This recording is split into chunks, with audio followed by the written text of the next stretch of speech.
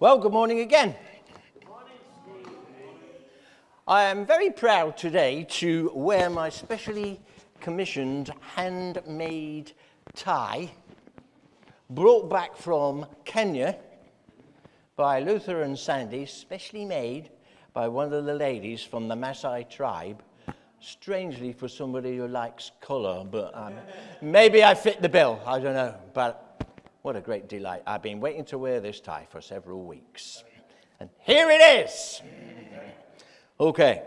The text this morning I want to preach from is 1 Corinthians 12 and verse 27. And it says, "Now you are the body of Christ, and each of you is a part of it." And that's our subject this morning. We're looking at the whole subject of bodybuilding. I remember as a lad, I longed to have bulging muscles. My dad rather disparagingly referred to them as sparrows' kneecaps. And I saw this booklet which advertised, some of you are old enough to remember this, the great Charles Atlas bodybuilding course. And I hankered after the whole longing of having these bulging muscles, but it never happened. So anyway, I thought, well, I'll concentrate then on bodily fitness and keeping fit and well and stuff like that. So I used to run 3 or 4 miles every day before I started work. One day I even ended up in the canal because I didn't look to go around the corner. I just went straight on. Gladly it wasn't too deep at that point, and I was able to clamber out and carried on despite the fact I was soaking wet. Quickly got home, stuck all the stuff in the washing machine, hoping that the children would not notice that Dad had ended up in the canal. But of course they did, very quickly indeed. In school, I was very fascinated by all of the sciences, but particularly biology and the whole study of living things, and particularly the whole concept of the human body that we could ever perceive or ever imagine that anything so intricate, so amazing, so complex could happen by a whole series of accidents. It's perfect design, got a creator behind it all. For instance, if we pop up the next slide, you will see that all human blood passes through our kidneys 400 times every day. And the information just keeps on coming. You pop up, next slide for me. You will notice that just one drop of human blood contains 250 million cells. If you're not sure about that number, you get your microscope out and you start counting and see. The next slide. In 30 minutes, the human body can produce enough heat to boil half a gallon of water. Don't know how practically you would do that, but it produces enough heat to do that. And next slide, if the stomach acid got onto your skin, it would burn a hole in it. It's a bit scary, isn't it? All of that's inside of you. The next slide would tell us that our blood travels 60,000 miles through our body. That's a tidy distance, isn't it? And if we move on to the next slide, when we just simply touch something, a signal reaches our brain at a speed of 124 miles per hour. That's pretty quick. And the next slide tells us that your nose can remember 50,000 different scents. Mine, because of its size, probably a few more. And last but not least, 200 billion new blood cells, red blood cells, are formed in our body every single day. And here's another last one. The total weight of human skin, that flappy stuff that keeps all your bones inside and everything else and stops it flopping all over the floor, weighs about 8 to 10 pounds. That's pretty fascinating stuff, and there's millions more facts like that. But that's just to whet our appetite about how amazing this human body is. Mandy's going to read us a Bible reading. It's coming from 1 Corinthians 12, verse 12 and 20, where Paul speaks about the body.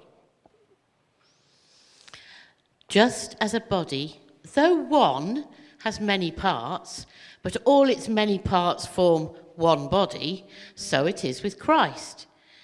For we were all baptized by one Spirit so as to form one body, whether Jews or Gentiles, slave or free, and we were all given the one Spirit to drink. Even so, the body is not made up of one part, but of many. Now, if the foot should say, because I'm not a hand, I do not belong to the body, it would not for that reason stop being part of the body. And if the ear should say, because I am not an eye, I do not belong to the body, it would not for that reason stop being part of the body.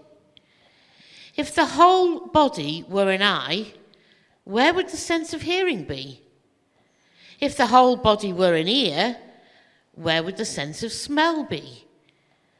But in fact, God has placed the parts in the body, every one of them, just as he wanted them to be. If they were all one part, where would the body be? As it is, there are many parts, but one body. Excellent. Thank you, Mandy. If you could pop on the next slide, gleaning some thoughts from that very intricate but simple and amusing and challenging scripture, we might conclude, first of all, that each one of us is vitally positioned. It says in verse 18, in fact, God has arranged the parts in the body, every one of them, just as he wanted them to be. So the important thing this morning is, God has put you here. He has placed you here. He drew you here. You might think it was something to do with a new job, or something to do with getting nearer, moving nearer to your relatives, or it might have just been some coincidence. But God knitted all of these things together with all those wonderful side benefits as well to draw you into exactly the place, the body that he wanted you to be. Now, I just want you to engage in an exercise just for a moment and take your eyes off my wonderful countenance and just have a gaze around this room. What do you see? Perhaps people from different nationalities. Maybe people with different dialects. Certainly people with different interests. People from different walks of life. People from different background. People that come from vastly different places. Now, how on earth did all of that happen, that all of these people should be in this place at this time, living in this locality and worshipping in this fellowship? It's because God did it. He drew you here. It's not an accident. You're all part of a divine purpose. The great news this morning is you're in exactly the right place. You couldn't be in a better place because God does not make mistakes. And it wasn't so much your choice, actually, as his, because he knows best. So if we pop on the next slide, it tells us in verse 19, if they were all one part, where would the body be? Now we notice and we appreciate some parts of our bodies more than others. But imagine a body that is really nothing more than a conglomeration of legs. It's like a centipede that has no thorax or abdomen, just dozens and dozens of legs, all fast together. Now that's a mess, not a body. A body has different parts. Now here's another challenge. Have another look around the room this morning. First of all, have a quick gaze at me once more. I know it's a frightening prospect, and then look around the room and see if you can find somebody else in the congregation that looks similar to me. I know that's a terrifying idea, that I might have a twin somewhere. I think you probably haven't found anyone in the congregation actually that looks remotely like me, let alone almost like me. I have on occasions been mistaken for a famous film star, although he's a lot taller than me. In fact, I was in the gents one day and I came out to meet with Mandy and she said, a little boy's just run out. He said, one of them film stars is in the loo in there. But of course it wasn't Steve Martin at all, it was me. You don't have to be like me. Oh, isn't that a relief? You don't have to look like me. We don't have to be the same in appearance, the same in speech. We don't adopt the same actions. We certainly don't have to have the same personality or even the same ministry. Each of us is uniquely different. That's God's great idea, and it's okay. That's what his plan always was. In verse 20 it says, as it is, there are many parts, but one body. So a body's not just a couple of legs, a couple of arms and a head. There's much more to it than that. Lots of internal parts that we probably, hopefully, will never ever see. They're all there inside of us. Do you know our body contains between 200 and 300 bones alone? And we probably have never seen most of those, except perhaps on an X-ray plate. Just one body, Christ Church, but lots of different members who make it up. Says the same thing again pretty well in verse 14. The body's not made up of one part, but many. So there are no bigwigs.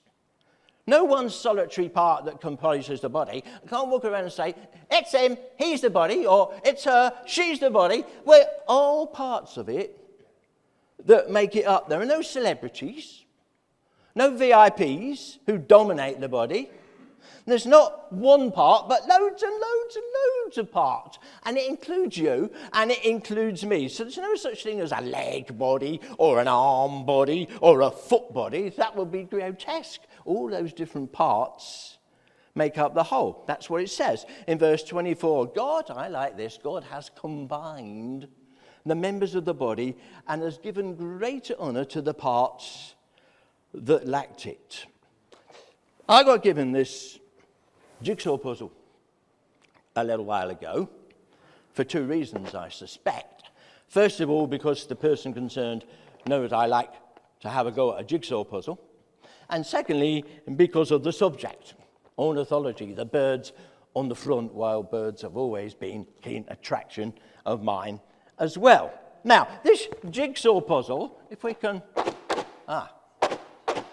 hear the pieces inside. Now, the truth of the matter is, if I take the lid off, we'll see they're pretty well thrown into the box. There's nothing here inside the box that's dramatically attractive or working or special. What has to happen is they have to be taken out. You have to stick them on the table and laboriously, over a period of many hours, maybe even days or weeks, fit together the little pieces here or there to build it into exactly the right place. Each piece has to be in the right location or it won't work.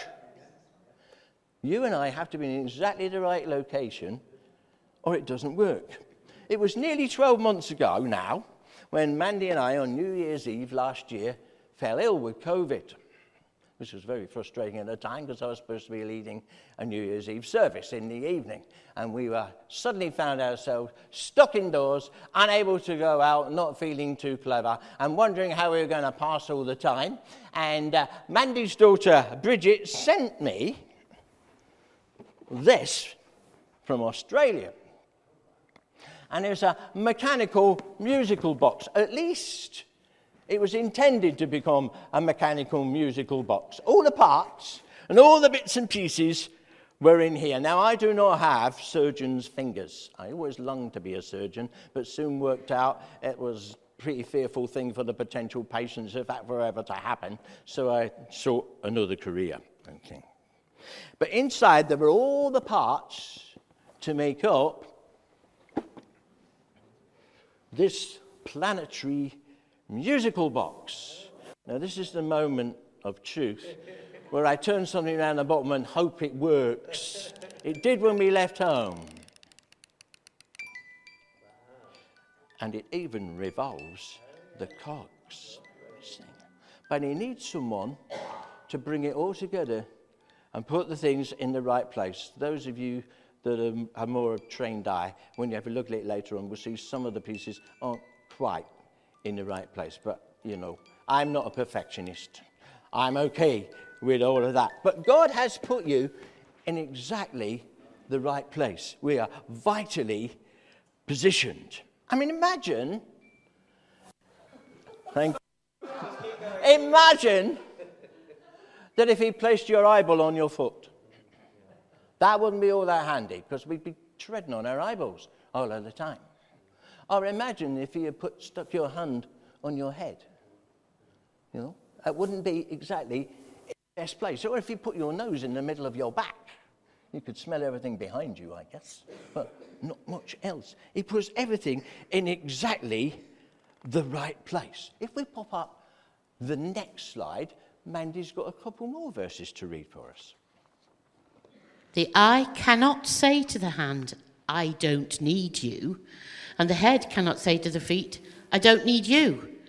On the contrary, those parts of the body that seem to be weaker are indispensable, and the parts that we think are less honourable we treat with special honour, and the parts that are unpresentable are treated with special modesty, while our presentable parts need no special treatment. But God has put the body together, giving greater honour to the parts that lacked it. Absolutely. If we pop on the next slide, we will see not only are we vitally positioned, but we're vitally needed. Every single part is important, is vital, has a role to play. It says, on the contrary, those parts of the body that seem to be weaker are what? Indispensable. We can't do without them. We need them. So there are no parts that are surplus to requirements, but they all play a role. None of them are there. I mean, looking around the room, okay, it would be easy to imagine that a lot of us are here for tremendous ornamental value. But actually your value is far bigger, far deeper, far wider than that. We would probably perhaps be tempted to regard certain parts as really more important, more attractive, more desirable, more useful than others. But if any one part is missing, the whole body becomes impaired as a result. I was wondering, Jack, if you might be my volunteer this morning. I've got a number of oh, are you doing the camera as well? Make sure the camera's going to be trained on you over here. Okay. Now, I wondered, Jack, if I could just use this Leeds rhino scarf. Is that okay? Is that not heresy just to wear that for a little while? You okay with rugby? Yeah, it's okay. fine. I just want to put this around your head for a moment. Okay. And I just want you to find Pastor Steve, if you will.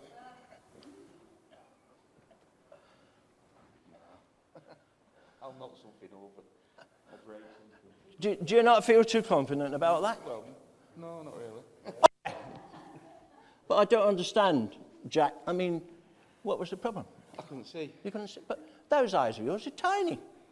In proportion to your body, they are minute. Yes, that's true. They hardly take up any volume of your body at all, and yet those two tiny things in the front of your head made all the difference to your lifestyle and everything that was going. That's interesting, isn't it? So you might think that you're small, that you're unimportant, that you're not particularly attractive, but making a particularly important role. Okay, I'm wondering, I've got another idea. Oh, hey, I got this book given to me from the giveaway yesterday. I don't know why people think that I like quizzes or whatever. Well, actually, I like quizzes and nobody knows the answers to. It makes me feel good. Okay, anyway. Oh, would you mind picking that up for me, Jack? Excellent stuff, great. Okay, now I wonder if you just hold out your hand a minute. Just your right hand. Just slap your thumb in there. And I'm just going to take your thumb down for a minute so you can't use it. Is that all right? Yeah. Okay. Doesn't hurt, does it? No? Good. Okay. Absolutely. Excellent. I'm just going to drop that book again. And now I'd like you to see if you could pick it up with the same hand.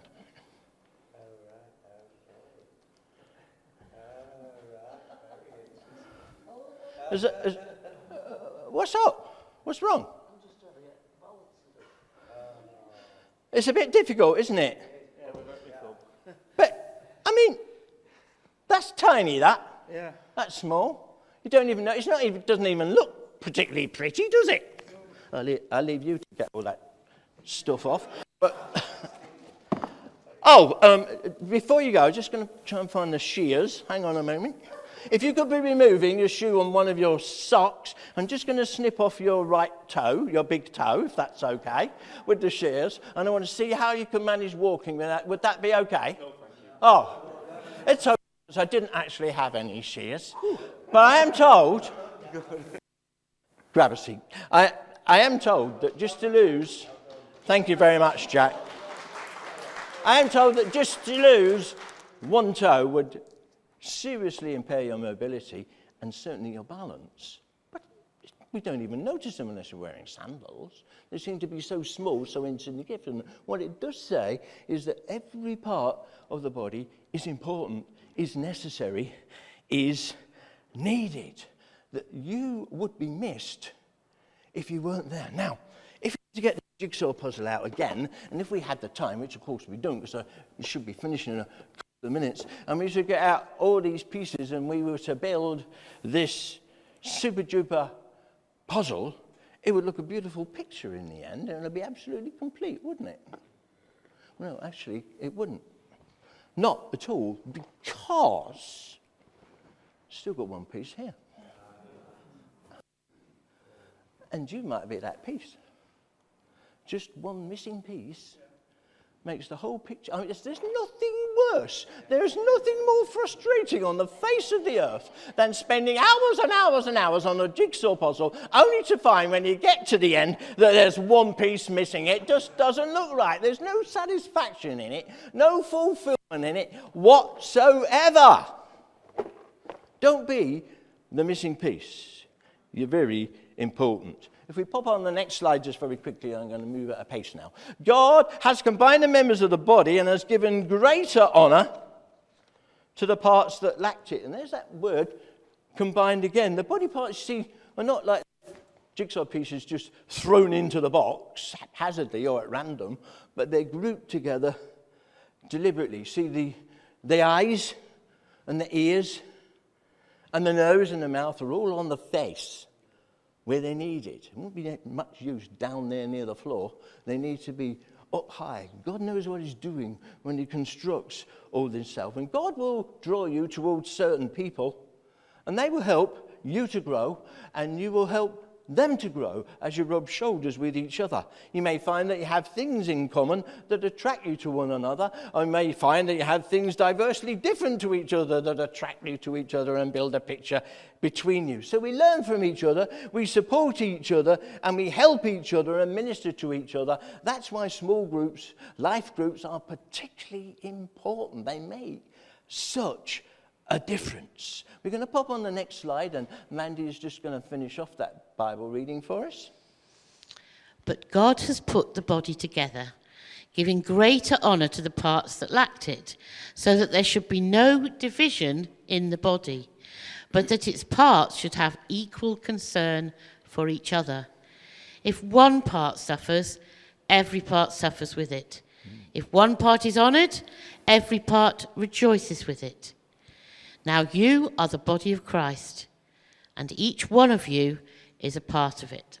Yeah, and if we pop on the next slide, so we're not only vitally positioned and vitally needed, but we vitally belong. We all are very much a feeling of belonging. You belong here. Without you, home isn't quite what it should be.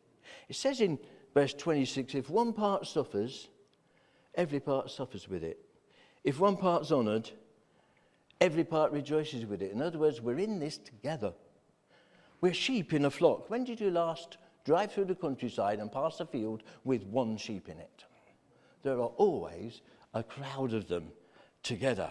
God saw it was not good for man to be alone, so he made Eve right at the beginning of creation in Genesis. Humans tend not to be solitary individuals. Most of us appreciate company and togetherness at some point. And it's great to feel that we belong. And friend, you do. You're not an interloper.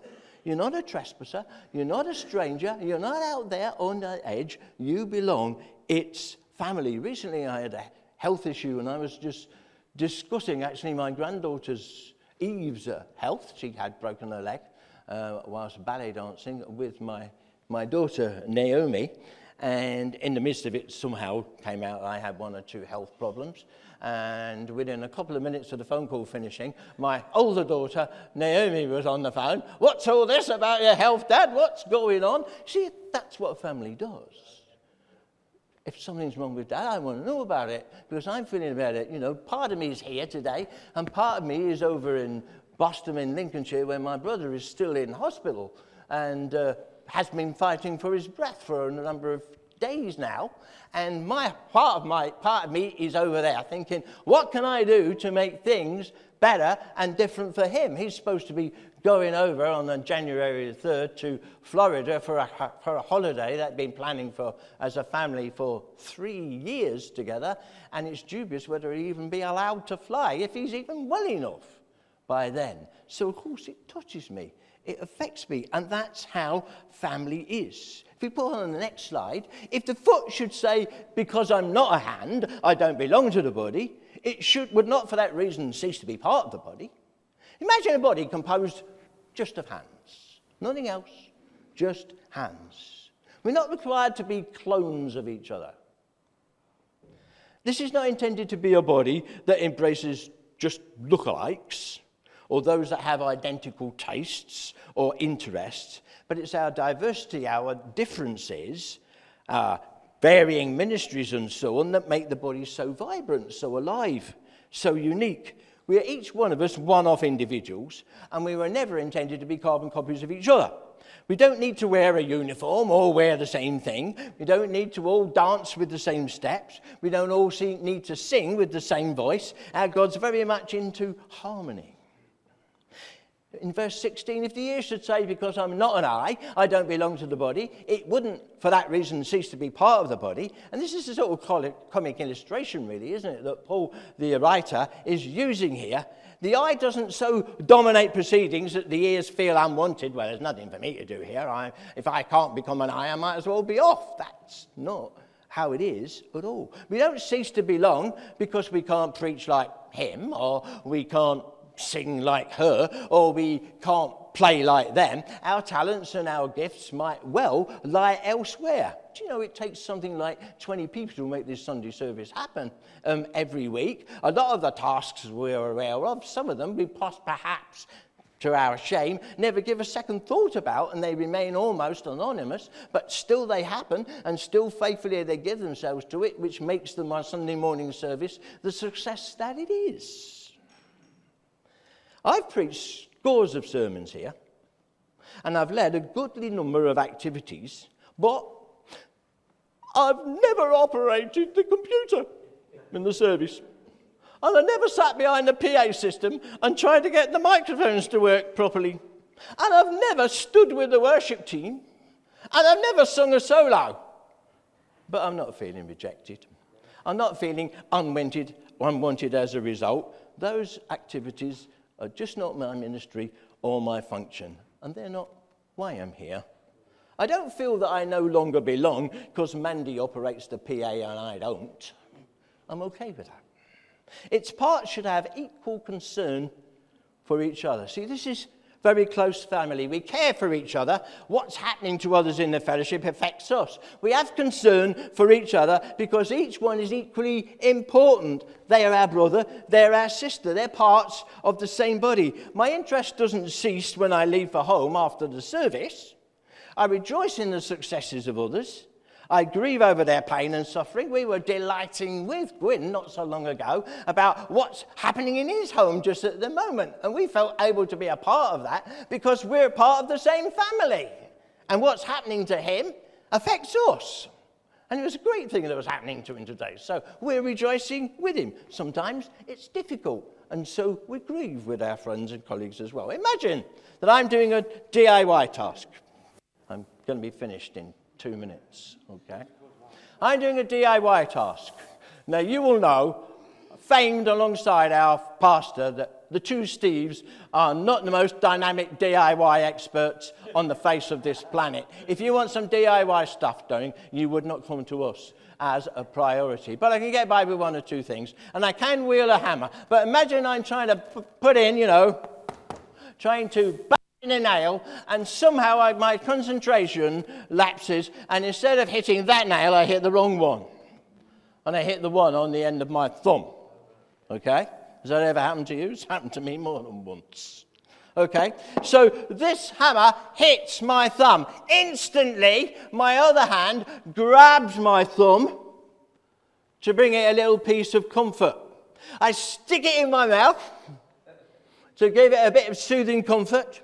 And then I steer it towards the tap, turn on the tap and let the water bring some kind of anesthetic effect upon this now pulsating, throbbing, agonizing thumb. My eyes spot the medicine cabinet and my feet guide me to the medicine cabinet. I open it up with my hand. I pull out the ointment with the other. I squirt it on. I put a little plaster around it and maybe, if I'm very lucky, a bandage and possibly even a sling for it to look really important and so on. And then eventually my feet guide me to a seat.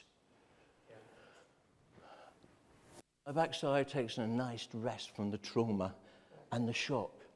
And all different parts of my body are all coming to the aid of the part that helps. Isn't that how a Christian family works? Isn't that how it's meant to operate? So, in the final slide, this is a really precious body. This group of people are so very important. Every single one of you, you belong. You are vital. You are needed. God has placed you here. And without you and your contribution, this body is not complete. It's a bit like that jigsaw puzzle with that missing piece. It's not quite there. It's not quite right. Each part is intended to function. And if we don't, then the body is impaired. Its progress is impaired. And it can sometimes even get sick if a particular part doesn't work. So we draw life from this body, and this body itself draws life from the head, who is Christ himself. Without it, the parts soon die. This arm, this eye, this ear, make a very valuable contribution to this body, but if I lock them off and leave them on the shelf, they would just shrivel up and die. They get their life from the body. The body needs to grow. That's the bottom line. That's a key sign that something is alive, is that it grows. And a key sign that this fellowship is alive is that this body will grow. And a key sign that you are alive is that you as a Christian will grow. In fact, the growth of this fellowship depends upon the fact that you, as each of its members, will also grow. And I'm done.